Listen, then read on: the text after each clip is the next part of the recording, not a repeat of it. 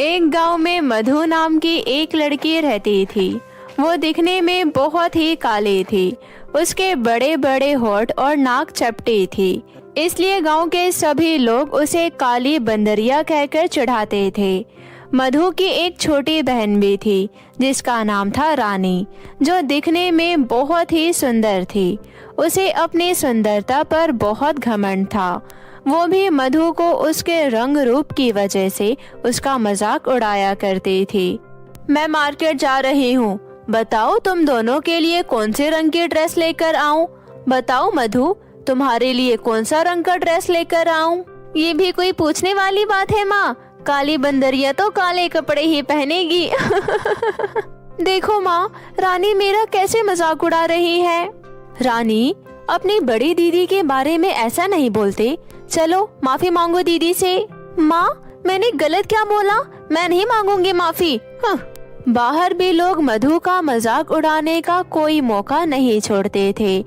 ऐसे ही एक दिन मधु कुछ बंदरों को केला खिला रही थी।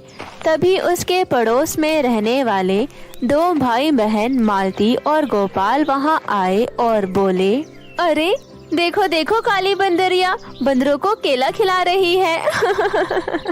इसे कहते हैं अपने जैसे लोगों के प्रति सहानुभूति रखना। ये जानवर तुम जैसे इंसानों से तो अच्छे हैं, कम से कम ये किसी का दिल तो नहीं दुखाते। तो ठीक है, फिर इन्हीं के झुंड में शामिल हो जाओ। हम इंसानों की बस्ती में क्यों रह रही हो? मधु को जानवरों से बहुत प्रेम था। कभी वो कुत्तों को खाने के लिए रोटी देती तो कभी बिल्ली को दूध पिलाती। ऐसे ही एक दिन मधु सुबह सुबह जंगल घूमने गई। तभी उसने एक चिड़िया घायल अवस्था में एक पेड़ के नीचे देखा। चिड़िया के पंख टूट गए थे।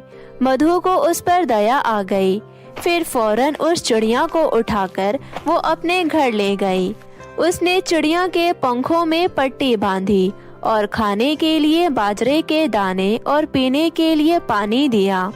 कुछ दिनों बाद चिड़िया जब ठीक हो गई तो मधु उसे छोड़ने जंगल पहुंची। जैसे ही उसने चिड़िया को उस पेड़ के पास छोड़ा, उस चिड़िया ने एक परी का रूप ले लिया। ये देख मधु आश्चर्य से उस परी को देखने लगी। तभी परी बोली, मैं परी लोक की परी मीनाक्षी हूँ।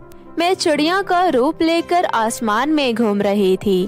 तभी एक पतंग के मांझे से घायल होकर नीचे जमीन पर गिर गई। तुमने मेरी बहुत सेवा की है, इसलिए मैं तुम्हें इनाम में कुछ देना चाहती हूँ।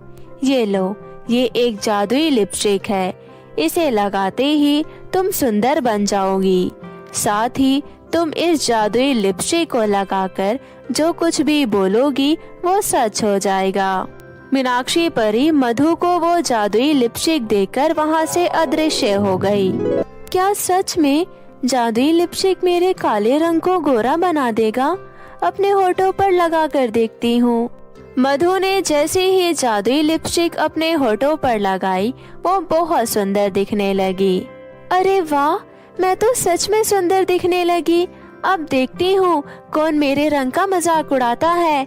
अब इस जादुई लिपस्टिक की मदद से गांव में जिन लोगों ने मेरा मजाक उड़ाया है उनसे मैं अपना बदला लूंगी। मधु मन में बदले की भावना लिए जादुई लिपस्टिक को लेकर गांव पहुंची।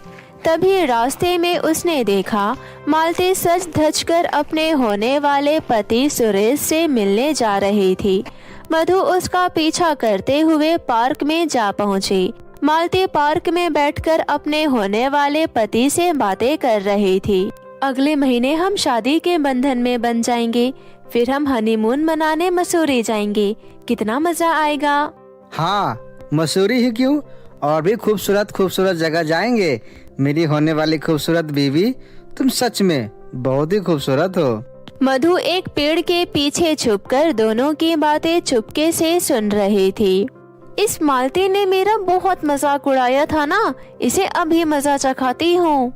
इतना कहकर मधु जादुई लिपस्टिक होठों पर लगाकर कहती है, मालती को 60 साल की बुढ़िया बना दो।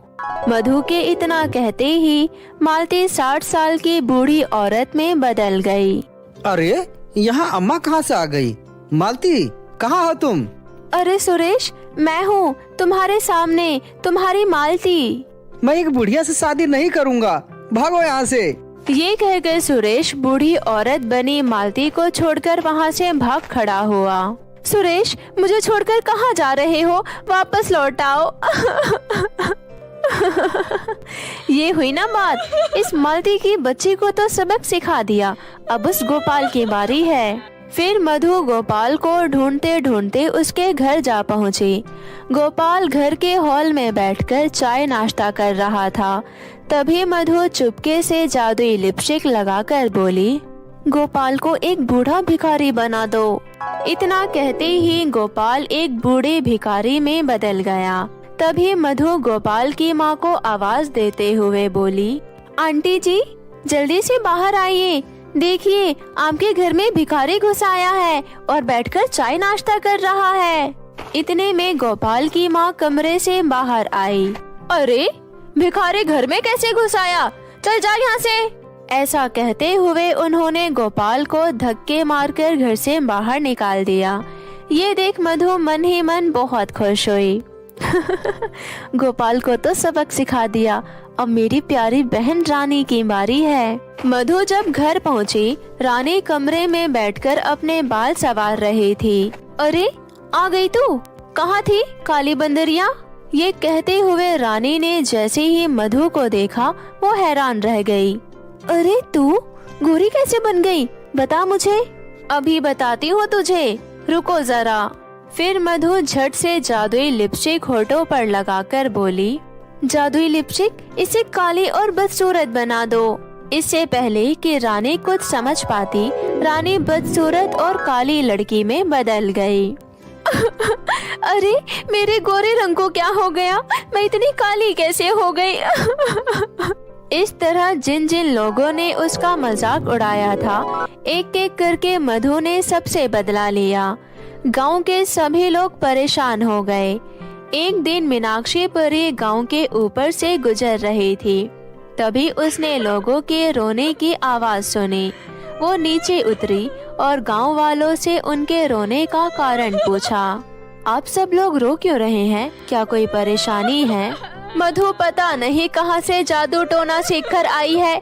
उसने मेरे बेटे को एक बूढ़ा भिखारी बना दिया और मेरी बेटी मालती को एक बुढ़िया। अब उसकी शादी कैसे होगी?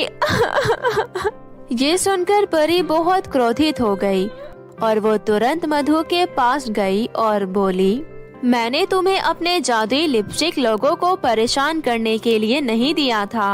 मैं जानती हूँ परी जी, लेकिन गांव वालों ने मेरा बहुत मजाक उड़ाया था, इसलिए मैंने उनके साथ ऐसा किया ताकि भविष्य में वो कभी किसी और के साथ ऐसा ना करे जैसे उन्होंने मेरे साथ किया था। लेकिन मधु, तुम्हारा ये तरीका गलत है, उन्हें उनकी गलती का एहसास दिलाने का। मैंने जादुई लिपस्टिक तुम्हें ये सोचकर दिया था कि तुम उसका उपयोग अच्छे कामों के लिए करोगी, क्योंकि मैं तुम्हें एक अच्छी और नेक लड़की मानती थी। परी की ये बात सुन मधु को अपनी गलती का एहसास हुआ। फिर उसने परी से माफी मांगी। मुझे माफ कर दो परी जी, मुझसे बहुत बड़ी गलती हो गई। मुझे उन लोगों के साथ ऐसा नहीं करना चाहिए था। आप अपनी जादुई लिपस्टिक वापस ले लीजिए और उन सभी लोगों को पहले जैसा कर दीजिए। परी अपनी जादुई लिपस्टिक लेते हुए बोली, तुम्हें अपनी गलती का एहसास हो गया, मुझे बहुत अच्छा लगा। इसलिए मैं तुम्हारा रंग रूप नहीं बदलूंगी, तुम जैसी हो वैसे ही रहोगी। उसके बाद परी जादुई लिपस्टिक के जादू से उन सभी लोगों को पहले जैसा कर देती है। सभी लोग अपना रूप वापस पाकर परी का धन्यवाद करते हैं और मधु से भी किए हुए बुरे बर्ताव के लिए माफी मांगते हैं। इस तरह सब कुछ ठीक हो जाता है।